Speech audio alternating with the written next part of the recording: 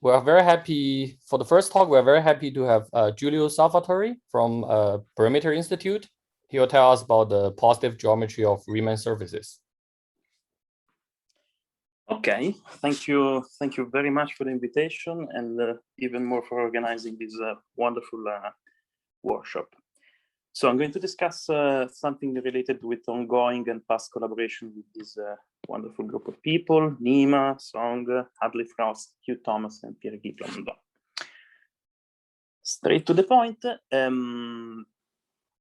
The idea is that we discovered that to every surface, to every Riemann surface, is associated a polytope, and that polytope captures in its boundary structure captures the combinatorics of the crossing of curves on the surface. Because of that, for reasons that we're going to see in a few minutes, the same polytope can be really thought of as the amplitude-hedron for a cubic theory, trace phi cube theory. And this is then an extension of the previous results by us. Okay, let me mention immediately that what I'm about to say is a story which is deeply connected with another mathematical structure, the Teichmuller space, which is essentially the modular space of Riemann surfaces, where there is an important positivity structure. In this talk, I'm not going to mention too much about that, because one of the very fascinating things of this topic is that we really see that most of the things we need really come out of more combinatorial ideas, fundamentally combinatorial ideas. Okay, so I will begin by discussing what we mean by integrants of this theory, especially what we mean for integrants beyond the planar limit. And we will see that in order to even define what we mean by that, we are not really brought to an idea, which is to consider that kinematic space of the theory has the set of curves that you can draw on the surface. It's kind of an abstract idea, but we will see that it will bring us very, very close to find this positive geometry. More precisely, it's going to guide us to discover a fan which encodes in its combinatorial the crossing of curves on Riemann surfaces, and that fan we will discover to be the normal fan of a polytope, which in a precise sense is the amplitude-hedron of the theory. Okay, so I will begin by defining the theory. The theory is defined by a Lagrangian with this interaction term. We have the trace of the phi to the cube field.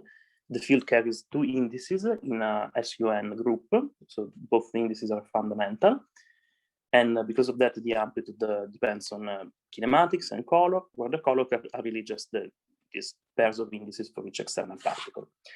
The consequence of having this trace term is that all the Feynman diagrams carry a cyclic ordering of the edges adjacent to a vertex. Because of that, we can really think of replacing the cubic vertices by fat graphs or ribbon graphs, version of the same graph where you replace each vertex by this little ribbon, which is there really to encode this cyclic ordering. Now, in the next few slides, I'm going to say something which is very easy for mathematicians and things which are very easy for physicists, so I'm going to get everyone a little bit bored. To begin with, there is a very basic connection between fat graphs and Riemann surfaces, which is as follows. We can always replace, exploiting this local orientation at the vertex, we can replace every vertex by a triangle, and we can glue this triangle according to the connectivity of the graph. Because of that, a surface, to a graph is really associated a surface built out of all these triangles glued together. The local orientation of the triangle defines a global orientation on the surface, which is really thought of as a Riemann surface. Using this connection, we can speak directly of topological properties of the graph. We can group all the graphs, which essentially that you can draw on a particular surface in a set of graphs. And we will use this grouping of graphs to organize the perturbative series for the amplitude. Here we see two examples where starting from two triangles glued according to two different fat graphs. Note that as Feynman graphs, these are the same graphs, but because of the different orientation of the edges, we get either a sphere with 3 punctures or a torus with a single puncture. Now, and this might be a bit boring for physicists, but of benefit for mathematicians in the audience. Usually we can, always we can arrange the computation of a scattering amplitude as a series in some small parameter. Typically, we have an expansion in terms of a coupling constant, which is elevated to the power of the loops. So we have a sum over loops. For a fixed loop, we have a sum over, in this particular theory, we have a sum over the boundary structure of the fatgrams that we use. Each boundary structure comes with its own, color structure, which in this case is really just a product of Kronecker deltas of the external lengths. So the boundary structure of the surface tells us how we organize the particle on the boundaries. For a fixed boundary structure, we still have the degrees of freedom of the number of punctures and of the genus, each of which contributes to a different 1 over n order in the expansion. So when we strip out all of these purely color information, the color data, we are left with a kinematical function, the color ordered amplitude. And that function is given by a sum over all the fat graphs which are compatible with a given topology of the surface. Each graph contributes with the integral of a rational function, the integrand for the graph. And what we would really like to do is to exchange the sum over fat graphs, the sum over graphs with the integration over loop momenta to define a unique integrand. Now, this is an operation which makes sense at the planar limit. So when the surface is essentially a disk, but in general, it's not well defined. And now I'm going to say something which is obvious for physicists, maybe less for mathematicians. I will just tell you more in detail what is this rational function. A Feynman diagram is always essentially a graph with some combinatorial decoration depending on the theory. In this particular theory, apart from the cyclic ordering, which we already encoded when we say that we group graphs together according to the topology, there is really no other combinatorial decoration. So what we have to do is to label all the edges of the graph with some loop momenta, with some variable.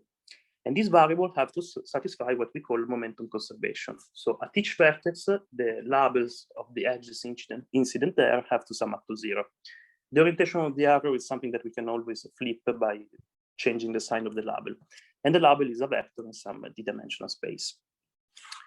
It's easy to see that once you choose the external labels, the external momenta, all other labels are fixed by these conditions, and up to some redundancy, because if you have loops, each loop introduces a variable which is not determined in terms of the external data, and you have to choose arbitrarily. Once you've done it, the rational function is just given by the product over the internal edges of the graph of 1 over a quantity built out of the moment of the label of the edge. Now, because this label is integrated over the computation of the final amplitude, the integrand, although changes as a rational function if you change a different loop label, it's physically the same. So there is this ambiguity in defining not the amplitude but the rational function. If it was a single graph, it wouldn't be really a problem, but the problem is when you want to compare different rational functions, put them together in a single integrand, this is an operation which cannot be done a priori in a sensible way.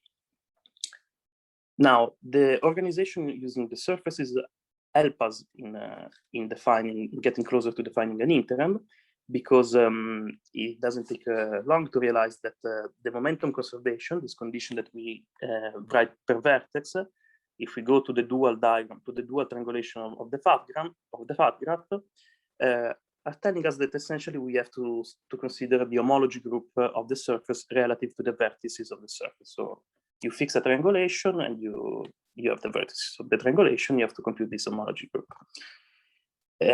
If you choose a basis for this homology group, then every graph you can draw on the surface is automatically labeled with loop momenta. The problem, however, is that the same graph can be drawn on a surface in many inequivalent ways. And this is due to the mapping class group of the surface, which is a group generated by these operations. Essentially, whenever you have a closed loop on the surface, you can always take it and twist the surface around that loop.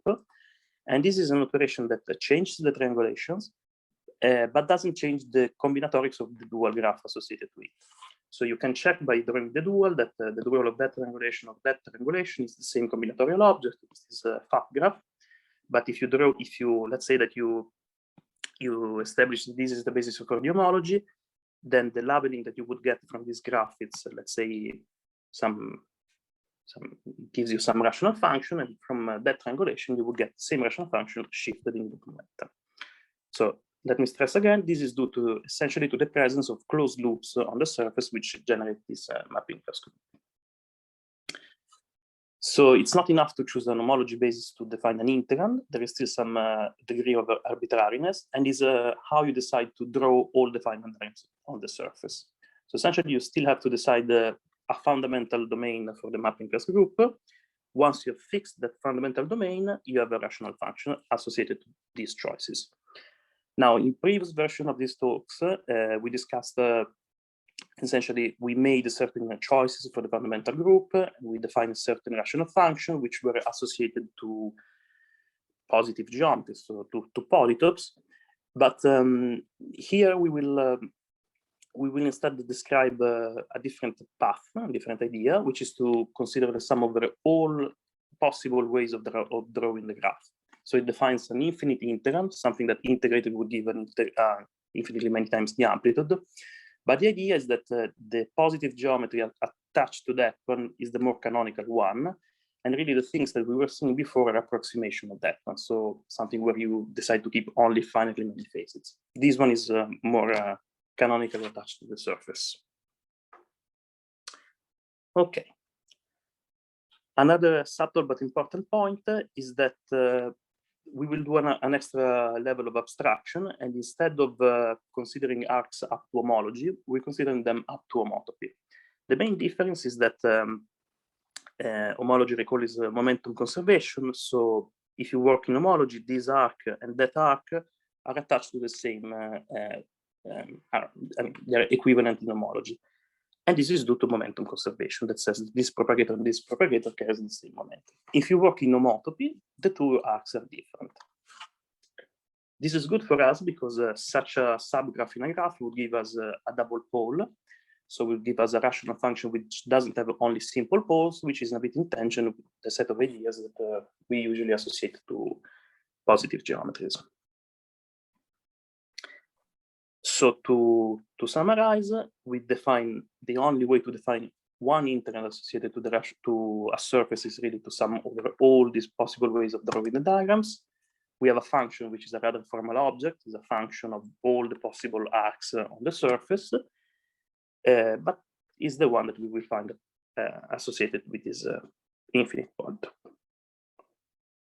Okay.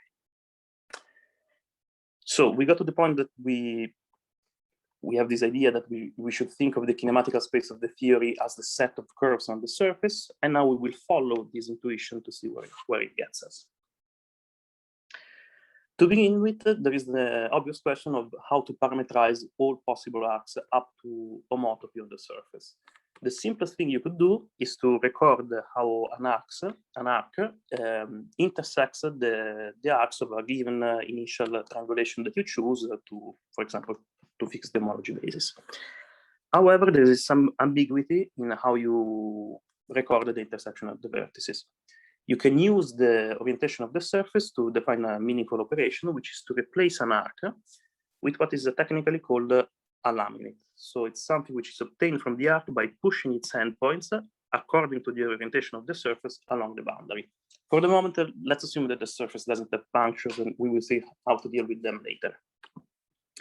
Now, there is a perfect correspondence between arcs of the triangulation and laminates, and this translates in a perfect correspondence between Feynman diagrams, triangulations, or sets of laminates which do not cross. So we don't lose absolutely nothing in working with these laminates. So we want really to parameterize these laminates, these curves on the surface, and we do that by recording how they intersect the arcs of a triangulation in a vector which we call a geometric vector. Now, given a geometric vector is easy to reconstruct the laminate, and let me show you some with an example. Say that we have a geometric vector which has entries 1, 4, 3 in correspondence of edges A, B, and C. So you just draw 1 point, 4 point, and of course you do this in every triangle. And then there is a unique way to join all these nodes in a laminate, in a collection of laminate segments. For example, here it's like this. The way is unique because you do not allow self-intersection, because it doesn't make any sense to have a self-intersecting propagator. And you do not allow segments like these. This you do not allow because you're working up to homotopy, so you can always assume that the laminate is deformed, so that is in minimal position with respect to the triangulation. Okay. Now, recall that the external leg of a Feynman diagram it's not really important for the computation of the integral. It gives you the external momenta, but it doesn't give you anything else. And through this correspondence from a propagator to an arc of a triangulation and then to a laminate, it corresponds to these small circles around the marked point on the boundaries. Because we do not care about it, so they have a non-zero geometric vector, but we don't really care about them. So the natural thing to do is to project through them.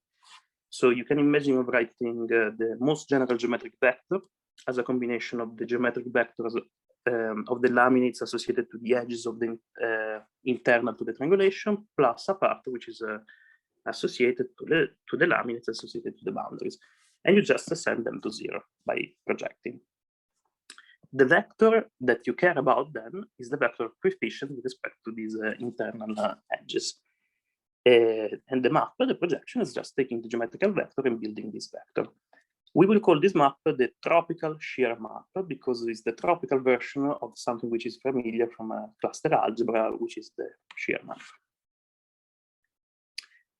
In coordinates, we can describe it as follows. So if you want to compute the entry relative to an arc E, you just compute this formula. So you take A plus C minus B minus D times 1/2. And as you can see, this is the tropical version of writing the cross ratios of lambdas, I mean, of other variables which are attached to the square. And indeed, these vectors that we get by this projection are actually the G vectors of the cluster algebra associated to the surface. Okay. Now, in the same way as we group together propagators in a Feynman diagram, through these correspondences, it makes sense to group the shear vectors associated to the dual laminates in the same object, so in cones. Each cone will correspond to a Feynman diagram. Now, the magic, the non-trivial thing is that if the surface doesn't have a mapping class group, and we're still working with no punctures for the moment, so essentially if the surface is a circle, the fun that you get is complete. So the cone associated to different Feynman diagrams do not intersect to begin with, so they define a fun, and all together they cover entirely the space. This fun is familiar to people familiar with cluster algebra because it is literally the cluster form of the algebra. But you see, we get it just by this purely combinatorial and super basic observation about the curves. Okay, if the surface has a mapping class group, this is no longer true. The fun is not complete. We miss certain directions because they correspond to curves which have a non-zero geometric vector and they're not killed by the shear map. And so they give you some ray that you're not getting. Now, what could happen is that the rays associated to the propagators could create a cone that covers these missing rays. So this could be a Feynman cone, but this doesn't happen. So all the Feynman diagrams are such that they asymptote to this ray without ever reaching it. Okay, so it's impossible to get a complete cone just using Feynman diagrams. We have to add something more. And here is where the two different stories where the story becomes different. You can either work with the infinite cone built out of, the infinite fountain built out of infinitely many Feynman diagrams and with these missing directions, Or, as we explained in other talks, stop after a while, because you have in mind that you want to see finitely many times the integral, and the hole that you're left with, you cover it with cones built out of this missing ray and the standard propagator rays. This construction gives you on the nose m times the amplitude plus something which we call gravity for reasons that I will explain later. While the cone that we're working with now, the fund we're working with now gives infinitely many times the amplitude plus this extra stuff. Okay. Now, the crucial property of scattering amplitudes, as we know very well, is that for integrants, is that for special kinematics, they develop poles, and on the poles, the residue factorizes into lower point amplitude. Graphically, this means that what used to be an internal propagator is being cut, and we consider it an external leg. So it makes sense, following this analogy, to project through, to learn what happened when we project through general shear vectors, not only those associated to the external legs. And quite beautifully, there is a very simple picture to describe what happens. You're pinching the surface. More precisely, you're pinching the laminate associated to the curve that you want to pinch, to the propagator that you want to cut. The pinching of a laminate is described as follows. You work triangle by triangle. The laminate will look like this. And if you literally pinch it, you get that this inner region gives you a new triangle.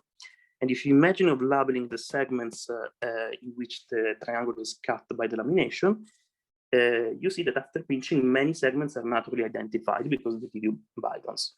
So you build a new triangulation out of these abstract variables, which are still glued together as the original triangulation dictates, modulo this quote-unquote pinching equation that tells you that A1 has to be equal to B minus 1, and so on and so forth. So you get a new triangulation of the surface that you obtain by pinching it. We can define a matrix, which records the number of times that that an edge of the original triangulation contributes to a new edge of the new triangulation. So how many segments are identified to that one modulo pinching equation? This is an integer matrix, and we can use it as a map that we apply on geometric vector. And one can show that when we apply to geometric vector, we get a new geometric vector on the pinched surface, and that geometric vector represents a laminate, which is one of these external lex laminates. So by composing this projection, this pinching projection, which is at this level is not really a projection, it's just a linear map, but by composing it with the shear map, we really get a map that kills a particular vector, that puts it on shell, so to say.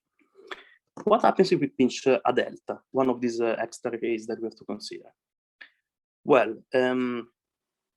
it's easy to see that if you use a pinching map on another lamination which does not cross the lamination being pinched, essentially you get a lamination on the new surface without nothing particular happening. If the lamination crosses a delta, you can imagine of considering not only that particular lamination, but all his infinitely wound version. And it's easy to see that eventually the geometric vector of these laminations will asymptote. So at very large n, they will behave like some constant plus n times the geometric vector of the loop. So if you apply the shear map, this becomes the same equation on shear vectors. And if you pinch delta, you see that all this shear vector becomes the same. So how would you represent an infinitely winding? How would you represent the fact that these different variables which are more and more wound become the same on the pinched surface? Well, you draw spirals. All these laminations become on the pinched surface a single infinitely spiraling, a single laminate with that infinitely spirals. If you choose this direction of the original winding, you get this spiral. If you choose the other one, you get the blue one. The funny thing is that while these laminations do not have a meaningful geometric vector because they intersect this guy infinitely many times, if you just apply the shear map without thinking too much, you find a cancellation of the infinities because the shear map has a signs, so they have a well-defined shear vector, and which is actually opposite. Now, this is how we treat punctures. To an arc going to an internal puncture, we simply associate this spiral denomination with this well-defined shear vector. Note that this already gives an overcounting of the propagators, which eventually becomes an overcounting of the final diagrams. This has nothing to do with a mapping class group of this surface, but is a radic. It's already a symptom that something is going on a larger surface with a mapping class group. So it's again a relic of the action of the mapping class group. At this level, it's just a finite overcounting. The fact that we have two flavors is also related with something familiar from cluster algebra that coming from surfaces, that there is a notion of tagging an arc to get different flavors of the same variable. Okay, now that we learn how to pinch and that we learn that we have this spiraling lamination, there is another question: we can pinch a spiraling lamination? And the answer is yes, because you would expect to have something fun with these infinitely many segments, but they're all identified to the same segment, which is then not identified to anything anymore. So this segment becomes a boundary segment. And even though the matrix technically has an infinite somewhere in its entries, that entry is not used in the pinching map, because the pinching map doesn't care about boundary segments in the image. So the pinching of spiraling lamination makes perfectly sense at the level of a shear vector. A further comment about pinching a delta. If you pinch a delta, you get a surface with an extra node, which is a puncture. And in fact, you land not on the most general space that you can associate, a space of curves that you can associate to this surface, but on a subspace where this equation is encoded. And this quantity simply detects, when you compute it for a lamination, detects whether the lamination is spiraling at the puncture. So this is enforcing the fact that the only lamination that you get, either they do not spiral at the node, or if they spiral on one side, they spiral also on the other one. And the intuition is clear. Those spiraling lamination are the images of very wound variables, but this notion of being wound around a delta is asymmetrical. So you have to see both sides of the surface. Okay. And here is the previous question. Now, suppose that you have laminates that cross each other. There is a relation relating the laminates on this surface, the crossing laminates with the uncrossed one. And you have two choices. Either this one, you uncross like this, or you uncross like that. What do you think you should do?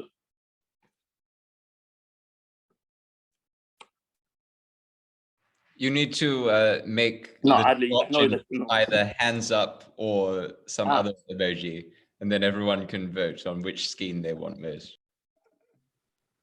I don't know how to do it. Well, you could have people put up their hand for option A or option B. Yeah, put your hand. If you think this is the right option, put up your hands. Excellent, Robert.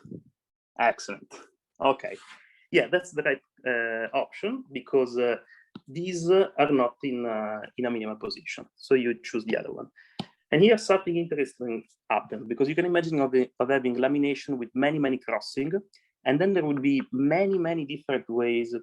Every crossing gives you two options of uncrossing it. But just by this notion of minimal position chooses for you one uncrossing. Okay, so we have this relation. By applying the shear map, we have the same relation on the level of the shear vector. And it's easy to see that after a finite number of times, you get an expansion in terms of non-crossing laminations. This can be used to prove that the fun is dense. So even though it's not, literally speaking, complete, even if you include these deltas, it's dense because every rational vector, you can, well, to begin with, it's easy to see that the unit vectors of the space belongs to the fun. Then you can represent any rational vector as a combination of these. And if they're crossing, you just uncross them. And sooner or later, you're done. You're left with a possible multi-component lamination.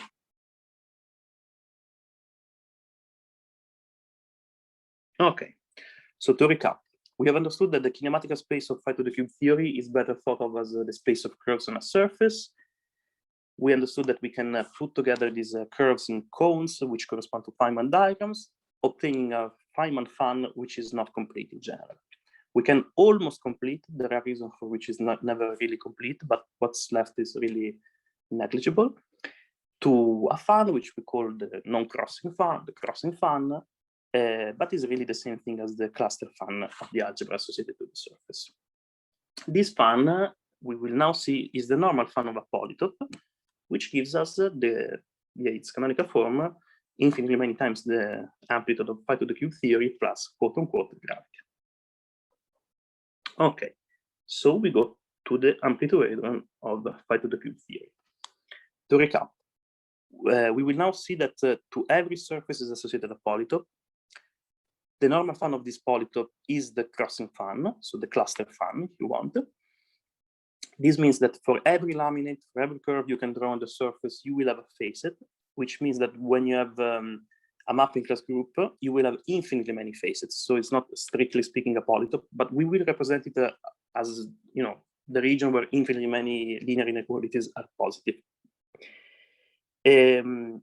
Every laminate on the surface gives you a facet of the polytope, and that facet is the polytope that you associated to the pinched surface. So we have this recursive structure. Finally, if two laminates cross, the corresponding facets do not cross, meaning that incompatible propagators do not appear in the same Feynman diagram. Okay, if pinching a laminate produces a marked point, then the facet of that pinched surface is just the product of the surface, of the polytopes associated to the surfaces. So we have a perfect factorization. If you pinch a delta, however, you do not have a factorization. You have that facet is the projection of the product of the two polytopes on a subspace which encodes the same spiraling condition. So because of this, we say gravity, quote unquote, because it looks like we need to complete the fan, we have to complete the theory, adding the interaction of this phi field to something else. And something else has more or less the combinatorics of that we would have if we had a graviton exchange. But it's, so this looks like a pole where a graviton is being exchanged, but it's not really quite like that because we have this projection, which means that we are entangling the two polytopes in a way.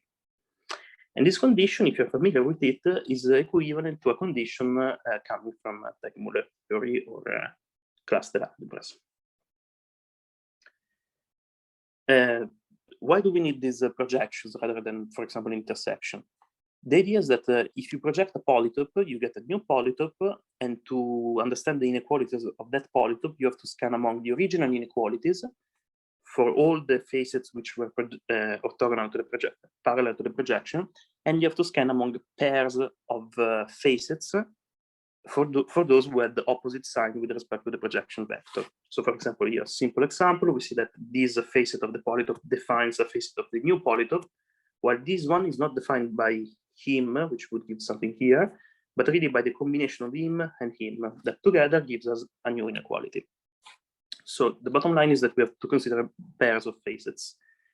In the case of surfaces, this means that the delta facet of the polytope associated to this surface, if it was just the product of these polytopes, would have a facet corresponding to this lamination and a facet corresponding to that one, which would meet. But this is not what's happening here. The facets really correspond to considering them together. And this again reflects the idea that that facet comes from the intersection of delta with a very wound variable.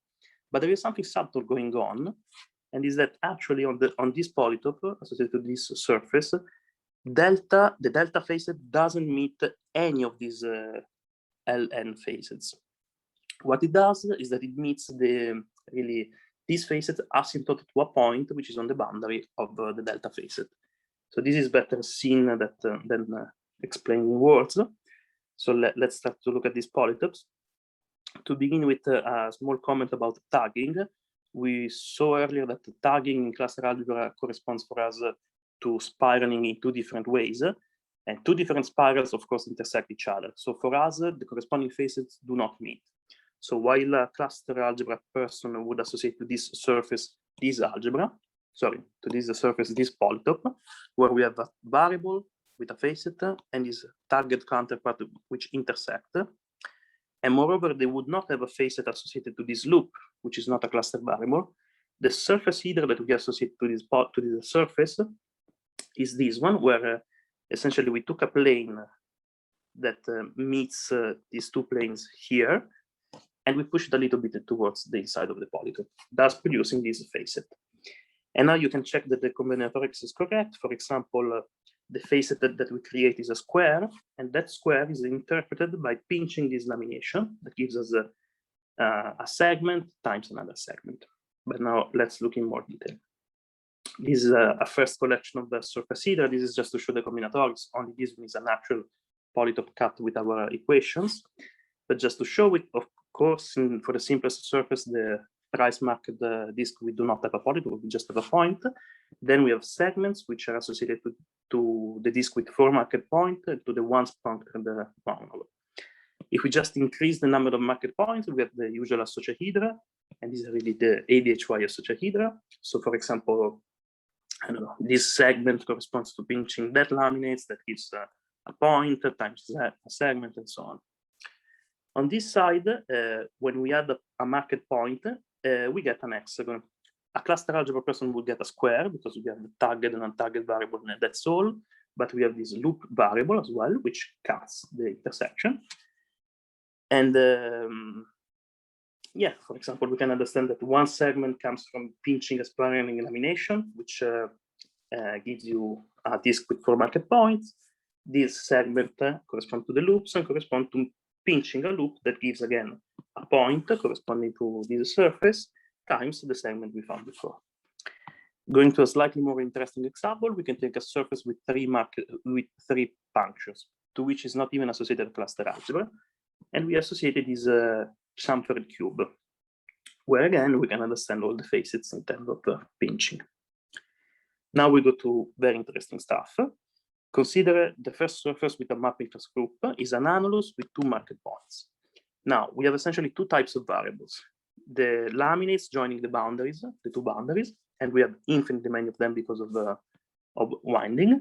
And accordingly, we have infinitely many facets, each of which sees is compatible with 2 others. The variable immediately once more and once less, and neither of which is compatible with the delta facet, because, for example, this variable would like to be compatible with that variable, but so they would meet somewhere here, but this variable makes so that they are not compatible. Now, this is an actual polytope, it's not a combinatorics. The normal polytope, the normal fun of this polytope is the cluster fun associated to that algebra. So we have infinitely many normals, and we have the missing one corresponding to delta. One beautiful thing of having the polytope rather than just the fun is that delta in the fun looks like something very little that we're missing. We're just missing array. But instead, here in the polytope, we see that it's just as good as any other facet. It's a full dimensional facet. Why it is a segment? Because if we pinch the annulus, we get the projection of these 2 polytopes, each of which is a segment, so a square, but projected, which gives a segment. Okay. This is A to 1. If we add the marked point, the picture becomes more and more interesting. We have, again, infinitely many variables corresponding to the windings. Now, pinching gives this disk, so it's associated with a pentagon, and indeed, all these pentagons nicely interlace with each other. If we pinch a loop, we get back to the surface we saw before, so we have the infinite angle that we saw before. We have one here for this variable and one down for the other variable. If we pinch delta, we have, again, a segment times an hexagon projected, which loses the segment, essentially, so we get this hexagon. Again, these pentagons are asymptotic to that facet, but they never touch it. So this one is just it's just because I cannot draw infinitely many facets. It's not really a facet. The facets get closer and closer without ever reaching it. And now we're about to see the best we could draw so far, Markov, which is when the surface is a torus with a single puncture. Now, up to mapping class group, there are essentially 2 laminations, a closed loop and a loop with a spiral. If you pinch this one, you get a sphere with two nodes, so with two punctures that come from a puncture. So two punctures that come from a node. So you have to project on the same spiraling plane. The polytope of this surface was the chamfer cube that we saw, and now I draw it in such a way that you can see the projection is an octagon. Instead, if you follow the pinching of the other lamination, you get back to A11. And this is the polytope. It's very difficult to draw infinitely many facets here because you can go to infinity in many, many directions.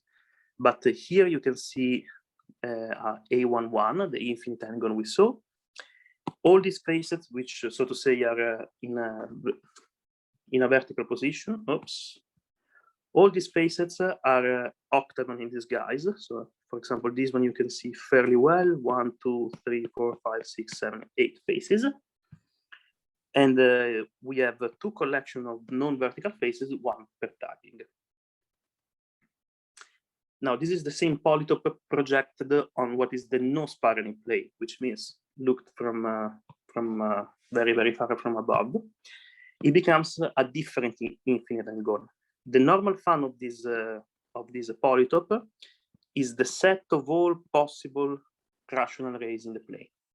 So none of the facets on the boundary touch each other, but each one has two boundaries which are at the asymptotics of the other faces that winds toward that one. This picture allows us to see a little bit better all these faces. The faces that we see here are the projections of the original faces, so they triangulate this polytope, and we can now see a little bit better what's happening. Each of them, as we said, is a A11, so an infinite angle. And since you can triangulate a torus with three variables, you have vertices which are intersection of three of them. Each of the three is an infinite angle. For example, if you start from this cluster, from this vertex, you can mutate 2 and you get to this cluster. And then you can mutate 3 and you get to that cluster. So you have an infinite sequence of mutations which are asymptotic to a point that is the delta corresponding to this closed loop. Okay, now these polytopes are pretty complicated. They're given by infinitely many inequalities. And now I'm going to tell you how we actually cut them. We present them following essentially the ABHY idea as the intersection of an infinite simplex with a suitable linear subspace, which is given by skin relation. So for every skin relation, recall the uncrossing relation we saw earlier. For every skin relation, you write a skin, a mesh relation, maybe we could call it. Sorry, recall that a skin relation is an equation, but with a distinguished left and right hand side, because on the left hand side we have the crossing things, on the right hand side we have the uncrossed things. So it makes sense to write left hand side minus right hand side equal to a positive constant. These constants are difficult to find. In the simplest case of ABHY, there is a wave time picture that allows us to organize them and to find a basis of the skin relations. In general, this is the point. In general, skin relations satisfy. There are relations among relations. So, for example, this skin relation is the telescopical sum of those two, which means that there are constraints among the C's. So this is the first difficulty. Then, when you solve the skin relation to express a variable in terms of some basis, you will get the shear vector, that's easy, and then a constant. That constant is a possibly infinite sum of a small mesh constant, and you have to guarantee that that sum is fine. Quite difficult. An even more complicated requirement has to do with how the skins behave at infinite winding. I will say more about it later. But let me first give you an idea of why this construction should work if we were able to exhibit these mesh constants. The idea is that if two variables cross, then there is a skin relation. The skin relation at the level of the shear vector gives us a skin, so to say, relation at the level of the inequalities, but now with a constant. That constant is positive because it's the sum of those constants. So literally the same idea as a BHY. So the variable on the left-hand side cannot be simultaneously zero if not outside of the polytope, because some of these variables has to be negative. Same idea as ABHY. something which is not so easy, but even in ABHY wouldn't be so easy, is to prove, this proves that incompatible faces do not meet. How do you prove that, to begin with, all faces actually are faces of the polyton? How do you meet that a given facet is, it has the right shape? So this is what we call the totalitarian principle. Whatever is not forbidden by the mesh relation is allowed. It's mandatory, so it's not allowed. There is kind of an argument to which I think it works at least in finite type, and is that for every, suppose for example that you want to prove that every facet is actually there. It's not there if you have if you can represent an inequality as a positive combination of other inequalities, so that it becomes redundant. If you can, it means that the same relation holds for the constant and for the shear vector. Now you can prove by iteratively pinching along directions which do not correspond to the vectors involved. You can prove that any such relation is rescalable up to scale, is a relation with rational and so integer coefficients. And this you prove iteratively by pinching down to the case where you have two vectors pointing the simplest surface. Now you have if you have integer coefficients, you can think of that relation among shear vectors as a skin relation, and then you can follow the skin inequalities, which will give you eventually not an equality, but an inequality among the constants. And this proves that for example, a facet, all facets are there, and then recursively you can prove that everything has the right shape. This works at least in finite type. What is really complicated, perhaps the most difficult thing to prove, is the condition on the skins at infinite winding. For example, in the case of A11, in order to have this facet, we want that the facet which wind in one direction and those that wind in the other one do not cut away the delta facet. This means that this skin relation, which is what prevents this variable and this variable to meet, for example, it's true at finite winding because this is equal to some constant. You have to prove that that constant, as you send n and m to infinity, do not go to zero. Very difficult. So yeah, constraint among the seeds, finiteness of the constant of the final inequality, and this skin at infinity. How do you actually know that these polytopes exist? We can exhibit at least one solution. And here, this is the step where we actually have to know about like mole, cluster algebra, all that thing. Here is where, at least so far, combinatorics is not enough. Sorry, I have to plug the computer. Now, we choose an hyperbolic metric on the surface, and we use that hyperbolic metric to measure distances of these curves. And we say that that constant that has to appear there is the hyperbolic distance associated to the variable. The variable are going to puncture, so I would have to tell you exactly what it means to what is that hyperbolic distance, which is infinite, but it has to do with this Teichmuller theory.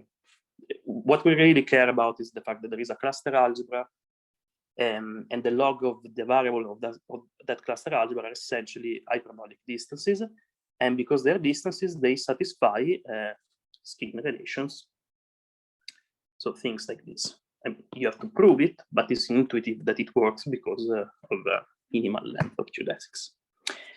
Now, these lambda lengths, these skin relations are what we want, because if we take the log of such a relation, we have, for example, one of the two terms is the one that appears in the tropical skin relation, the one that we have among the inequalities, the one that we want to have among the inequalities.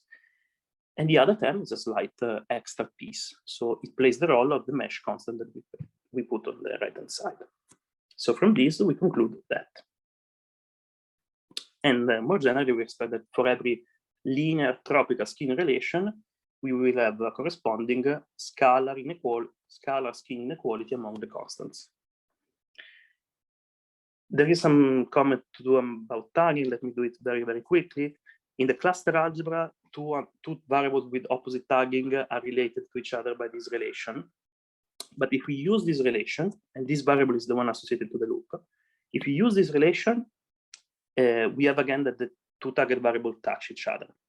because the variable, the skin relation that would prevent that is exactly this one. Sorry, this would have to be greater than 0. But if we define tagging by this relation, it doesn't work. So what we do is that we redefine tagging, we define our own tagged variables by the same rule, only that here we put a number greater than 1. The funny thing is that if you don't know about tagging, here what you can discover is that just taking loops divided by ordinary variable and calling them another flavor of radi, they form another algebra, same as the untagged version. Now, this parameter is a moduli that moves this facet around. When you put it back to 1, you get the cluster point. Okay, now, using this definition, for example, we can go back to the problem of the infinite skin. For A11, this is essentially the only relation we care about. And the solution of this set of infinitely nonlinear skin is this one. So you can compute this quantity. The shear vector disappears almost by definition. So you're left with the constants. So you have to compute the log of this product minus this. You compute this product and you find this expression. If you take the log from here, you get that. From there, you get him plus some tiny extra bit. So this goes as n goes to infinity. These are all order 1, but the important thing is that there is something which makes so that this is not a log of 1 plus order 1. It's log of something a little bit bigger than 1 plus order 1. So it becomes, it remains a finite mesh constant. Okay, and one can try to devise similar arguments in more complicated surfaces, but there probably we need something more deep. Okay.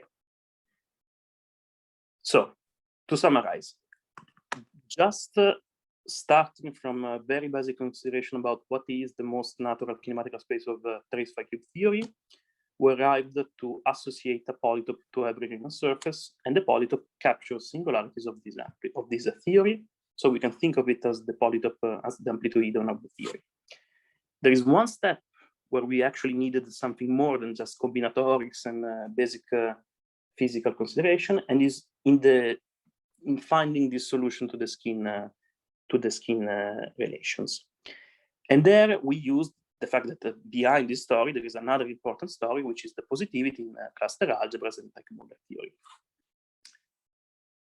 Okay. Now about open questions. The first and one of the most important is how to actually to understand what is the best way to extract an amplitude out of this infinite polytope.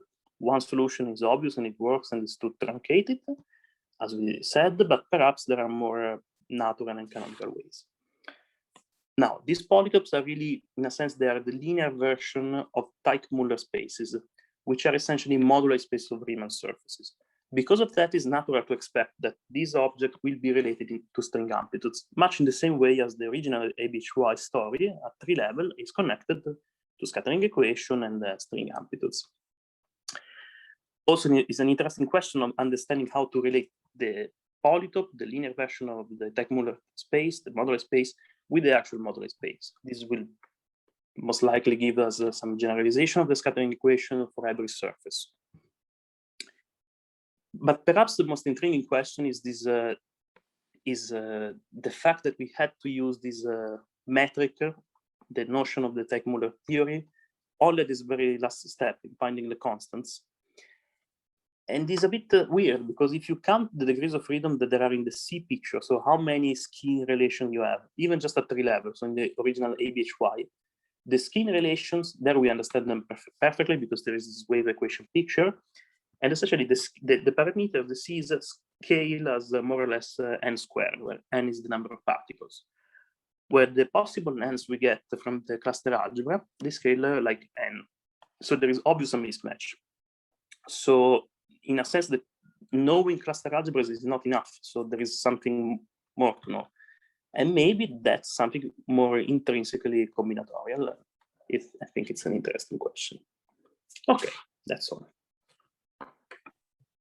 Thank you for the attention. Thank you. So now time for question. Oliver? Yeah, I'm quite curious about this coupling to gravity that you infer from combinatorial observations. Is there a particular loop and leg order that you can recommend to start poking at these gravitational effects? Sorry, I couldn't hear you. Can you repeat it? Oh, yes. Is there a particular loop and leg order that you find most promising to start poking at the gravitational couplings? Yeah, actually, one thing which I think has already been done is by Song and his student, and is in the context of the cyclohedron. So the polytope that I was showing, the difference between D3 and D3 hat, that polytope that we have is the modular space, is connected to the modular space of the annulus. So it computes n open string, the one loop amplitude of n open strings. That polytope should have a facet, which is really a cyclohedron. For the cyclohedron, that's a polytope attached to n open strings at 3 level with one closed string. For the cyclohedron, I think everything is there. All the information we need has been there since a few years. And I think actually that either Song or your students, Song, they have computed the stringy canonical forms, and perhaps they compared with those amplitudes. I cannot remember anymore. I thought at some point some of your students did. Otherwise, I think that Nima will say something about it on Friday, because we now have U equations. So that these U equations are one possible way to relate modular spaces and so stringy computation to these polytopes. Okay. And now we have U equation for this D3 bar polytope, which is really essentially the modular space of the annulus. So that one should be related with n open strings at one loop. Okay. So there we should be able to. The fact is that there is something funny going on. That polytope doesn't have this facet, which should correspond to the endpoint one closed amplitude. So maybe it's not going to be on the nose a string amplitude either. Just to say, the sort of first place that the sort of delta object shows up is in what you would think of as the double trace open amplitude in the annulus diagram, and that's exactly where the graviton pole shows up in string theory as well. Right. So in string theory, when you compute that amplitude, you find a pole that you didn't know about correspond to the closed string exchange, and right. Here in the same spot, you get a pole that is associated with delta. One of the reasons why we keep saying "quote unquote" gravity has to do with the fact that here, certainly in the field theory limit, we have these loop integrals still to do. Okay, so there's this loop integral part having to do with the open strings, or with the trace phi cube stuff. If we stringified, it would be the open strings. And in the integrand, there's this part which seems to be a tree-level closed string exchange as well. So it's likely that to really understand the structure properly, we have to imagine really integrating the field theory answer to get for the quote-unquote open strings in order to get something that looks, in order to then interpret the delta poles more correctly as something associated with closed strings.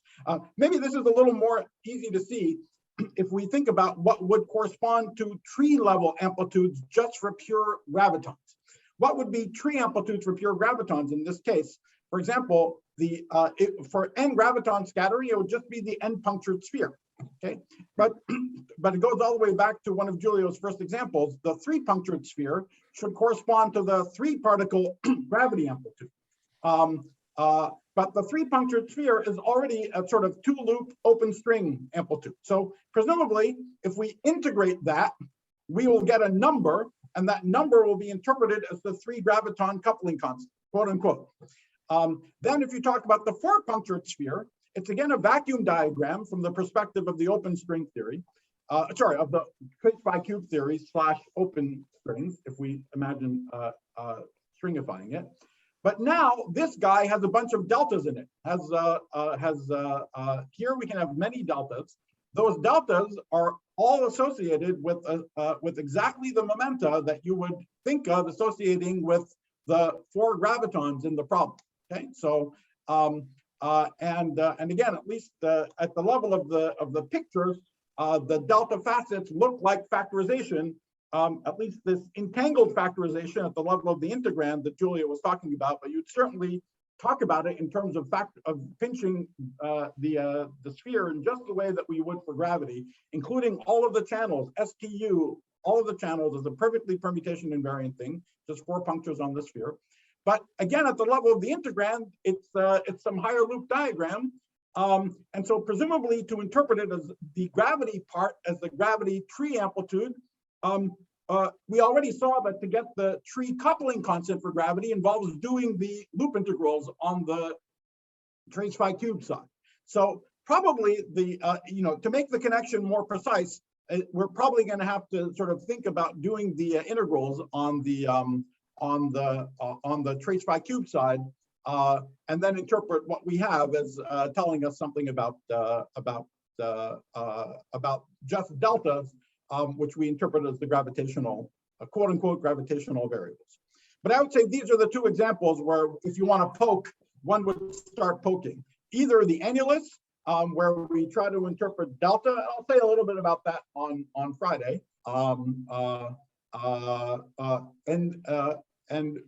And perhaps after that, the sort of end punctured sphere would be sort of tree level gravity amplitudes, quote unquote. And so we could try to understand it like that.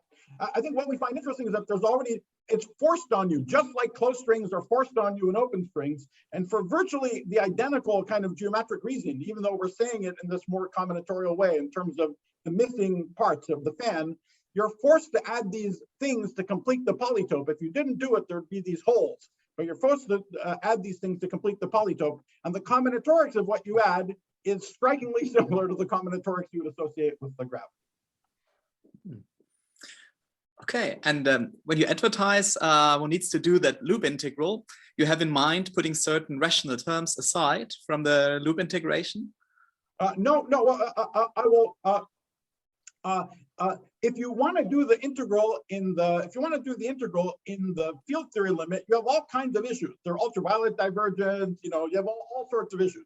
So that's what I'll talk about on Friday. That there's a way of doing the integrals there's a way of really doing it in a way that looks more stringy and that's more natural. At least anyway. If you come to the talk on Friday, I will talk exactly about this. I'll talk about a couple of different ways of getting actually amplitudes out of these surfacedra, not integrands, but actually amplitudes. One of them will probably resonate with you more, Oliver, is really something stringy.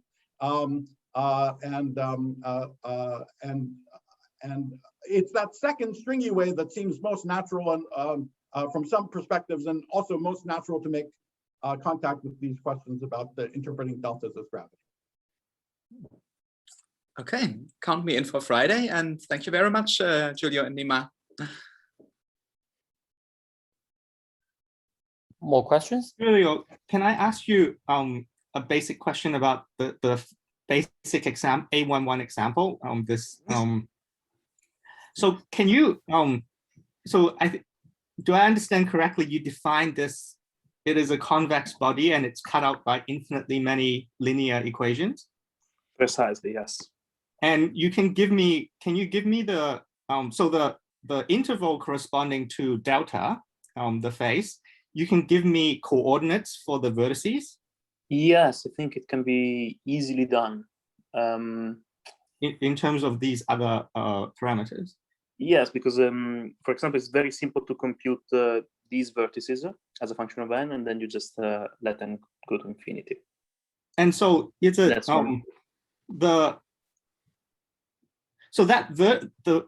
vertex.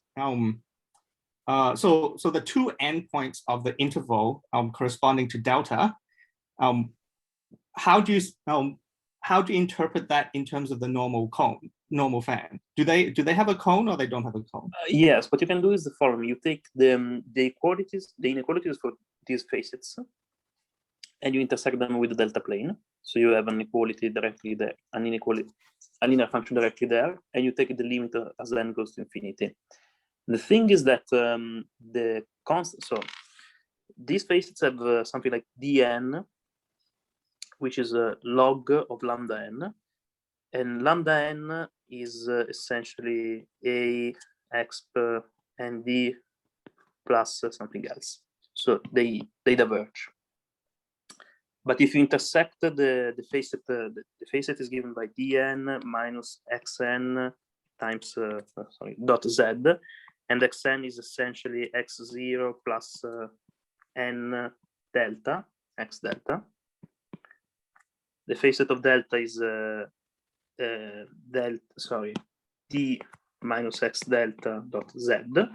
So if you intersect these equalities, you get something like an effective d, if you want, which is dn minus nd, maybe off by 1, and you can take the limit of that. So you really have if you want, you have the inequality that giving you the segments. Now your question was how you interpret the delta, the normal fun of that phase. Well, I'm actually interested in the endpoint of that. So, well, the delta corresponds to this ray in the normal fan. So what does this vertex correspond to? That's at the endpoint, the two endpoints of this interval. Yeah, well, does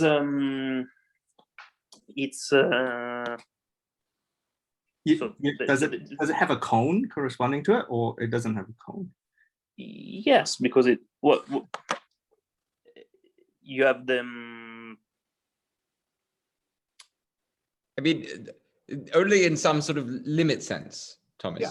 Because the fan is infinite, has infinitely many rays. Each ray corresponds to one of these facets.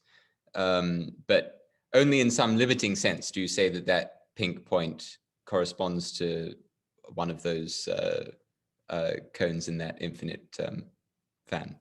The thing which is cool, and the difference between what we're talking about before, which as Giulio was saying, we always talked about some truncation of this thing.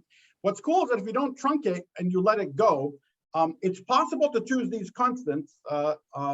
They have to be chosen so that these schemes at infinity work in the way Giulio described, but it appears to be possible to choose them in such a way that indeed no finite one of these, no finite one of the facets that corresponds to the x's ever touches delta.